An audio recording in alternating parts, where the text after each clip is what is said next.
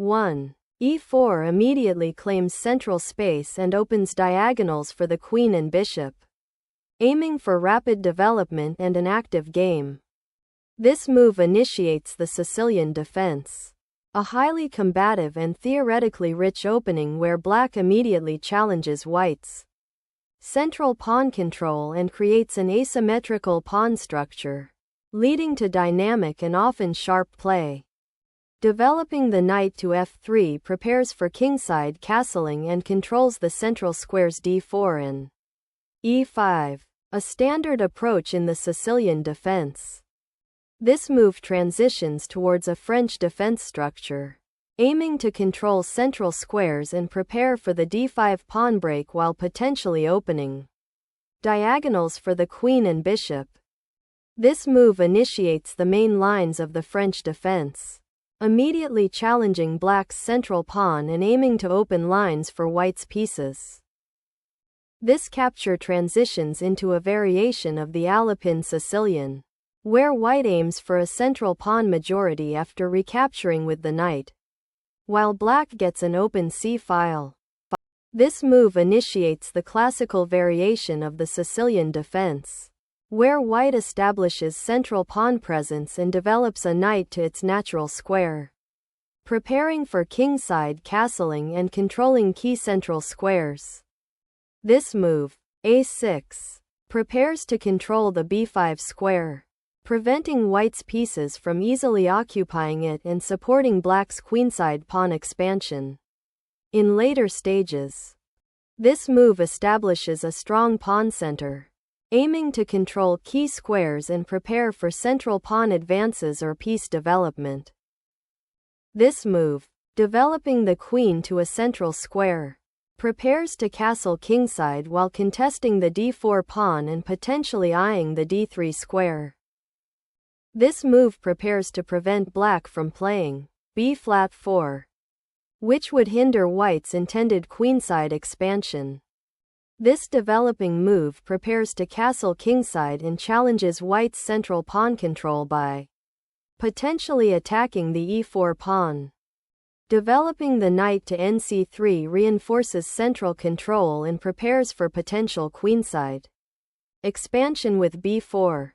Developing another piece, nc6, reinforces control of the d4 square and prepares to challenge white's central pawn majority, a typical response in many Sicilian variations. This move develops the bishop to a more active square, controlling important central dark squares and preparing for kingside castling while maintaining pressure on the d4 pawn. This move develops the bishop to its most active square in this variation of the Sicilian defense, preparing to castle kingside and connect the rooks. This move prepares to control the crucial c-file, which will likely open up after future pawn exchanges, and supports the advance of the b-pawn for queenside expansion.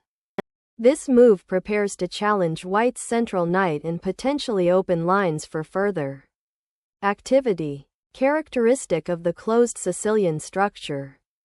This move prepares to castle kingside, reinforcing the central control and developing another piece to a safe square. This move repositions the knight to a more active square, aiming to challenge white's control of the center and potentially prepare for kingside castling. Castling kingside solidifies the king's safety and prepares to connect the rooks, a fundamental step in developing pieces and improving the position.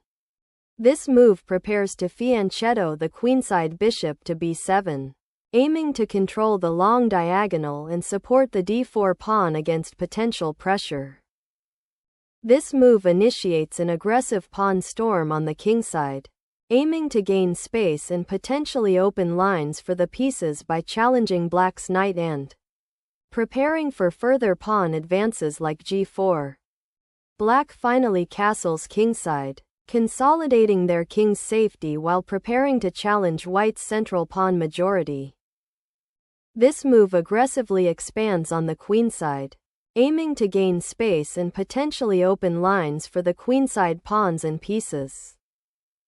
Developing the bishop to the active b7 diagonal enhances control over key central squares and prepares for potential pressure along the long diagonal once the queenside pawns advance. This move strategically repositions the bishop to a more active diagonal, aiming to support an eventual kingside attack while also being prepared to retreat if black's central play creates immediate threats.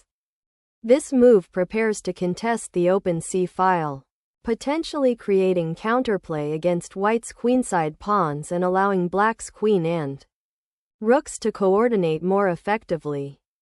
This move repositions the knight to a more active square, aiming to support the d4 pawn and potentially control the c5 square, while also preparing for further pawn expansion on the queenside.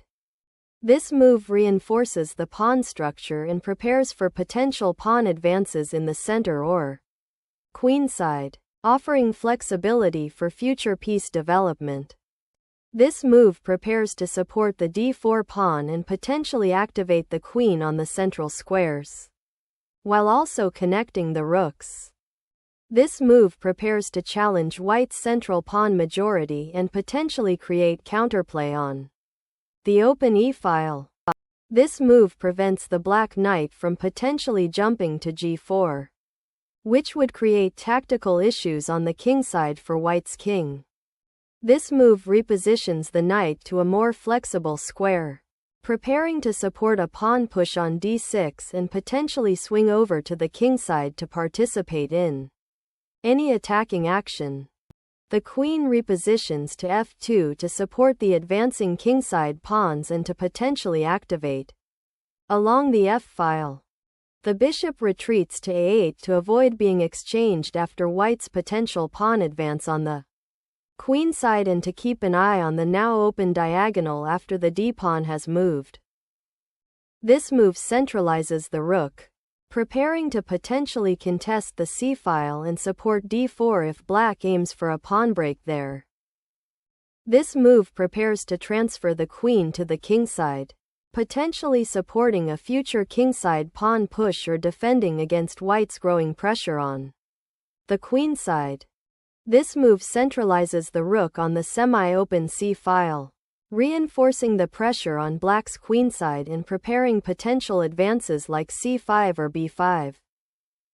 The bishop's excursion to h4 aims to disrupt white's pawn chain and potentially exchange itself for the knight on c3, weakening white's central control and freeing black's queenside.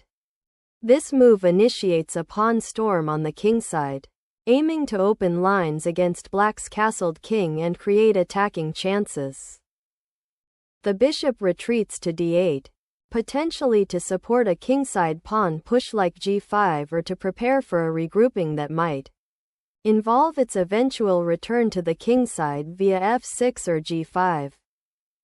This knight maneuver is aimed at repositioning to the kingside, potentially supporting a future g4 gram5 pawn advance or reinforcing the defense of the g2 pawn if black targets it. The bishop retreats to f6 to avoid capture by white's knight on d2, aiming to maintain its active diagonal presence and prepare for potential counterplay along the f-file. This move aims to create space on the kingside for white's pieces and potentially support a further pawn advance or a kingside attack, while also preventing black's bishop from becoming too active on the h4-d8 diagonal. This move subtly reinforces the kingside pawn structure, preventing white's g4 advance and potentially preparing for a kingside pawn break or a maneuver to reposition the knight. This pawn push advances aggressively, aiming to gain space on the kingside and potentially harass black's knight. But it also creates a permanent weakness on g5 that white must defend. The knight retreats to f8 to avoid the pawn advance and potentially reroute to a more active square like e6 or g6 while defending the kingside. This move aims to gain space on the kingside and potentially launch a pawn storm against black's king. But it also creates weaknesses that black might exploit. The knight retreats to h7, repositioning for a potential kingside maneuver or to allow the g-pawn to advance further, challenging white's central control and pawn mass. This move *e5*** is a bold pawn thrust aiming to disrupt black's harmonious pawn structure and open lines for white's pieces, particularly targeting the kingside. This pawn sacrifice opens the d-file for black's rook and pierces white's central pawn structure, creating dynamic counterplay in a position that was becoming cramped. This move initiates a pawn storm on the kingside, aiming to open lines for your attacking pieces and exploit black's undeveloped kingside. This capture opens the f-file for your rook and potentially creates a passed pawn on e5 if white's pawn structure collapses after the exchange. The bishop recaptures on f4, centralizing the piece and opening the diagonal for the white queen to potentially eye black's kingside after white's pawn advances. This move challenges the powerful bishop on f4 and aims to simplify the position by exchanging pieces, which might favor black given white's space advantage and potentially more active piece play. This aggressive pawn push, g6, aims to disrupt black's pawn structure and create attacking chances, but it also weakens the kingside and needs careful support.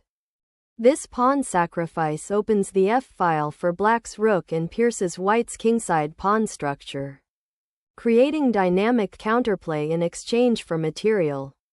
This pawn sacrifice on the h-file opens the g-file for your rook and aims to exploit black's exposed king, creating dynamic attacking chances. This capture is a critical defensive move, removing a highly active attacking piece and simplifying the position to alleviate immediate threats on the kingside. This move opens the g-file and creates a mating threat against the black king, forcing a critical decision regarding its safety.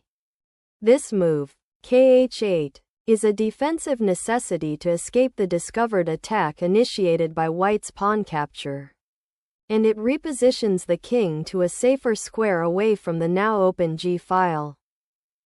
This move seeks to activate the rook on f1, potentially supporting a pawn push on the kingside or preparing for future exchanges that could open lines for attack. This move is a tactical necessity to defend the important f7 pawn, which is now directly attacked by white's rook and queen after the pawn sacrifice, and also to free up the g8 square for the knight. This move repositions the bishop to a more active square, aiming to control key central squares and support potential pawn advances. The knight's central advance to e5 aims to challenge white's strong bishop on e4 and potentially disrupt black's kingside pawn structure after white's pawn sacrifice. This move repositions the queen to a more active square, supporting the pawn push on g6 and preparing to contest the central open files that have resulted from the pawn exchanges. This move sacrifices a pawn to open lines and create attacking chances against white's king, aiming to disrupt white's positional advantage.